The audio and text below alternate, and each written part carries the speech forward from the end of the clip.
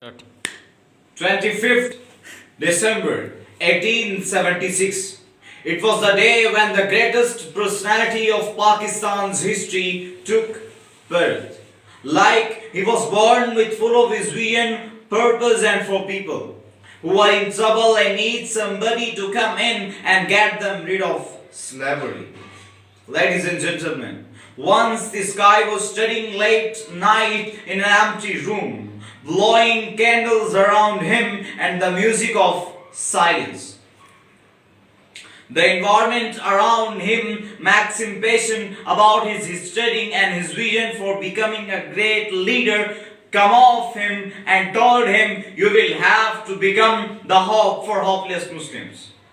Since he was destined to become a leader, to be called the one and only Quaid E Azam Muhammad Ali Jinnah. After his tedious struggle, he was gifted with the pious homeland Pakistan on 14th August 1947, and he became as the founder of Pakistan.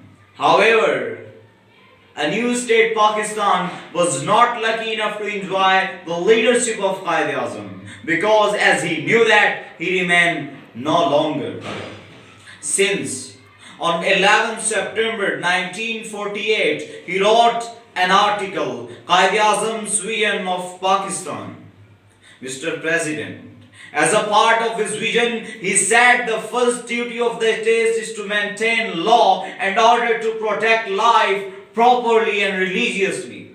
The bigger curse of bravery, corruption, black marketing should be put down with 9 hands to make Pakistan happy and progress. We should concentrate on the well-being of his people. We have given equal rights, color, caste, creeds, and religion. And now, after his 73rd years of independence, I see this pious homeland is suffering from very serious condition, because we have forgotten Quaid's vision, and now it's just become the part of books and history. We celebrate Independence Day very enthusiastically, but in the field of implementation we are failed.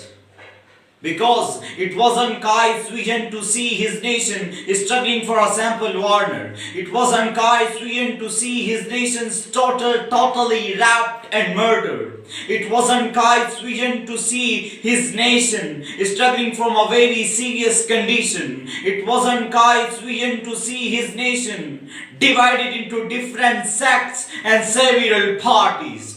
But our Quaid's vision to see his country so sufficient, well established, utilizing our own natural resources where peace, humanity, and freedom exist. He wanted Pakistan to be the state for the Muslims, a modern but Muslims democracy. We would be the source for inspiration, for law and constitutions. Thanks.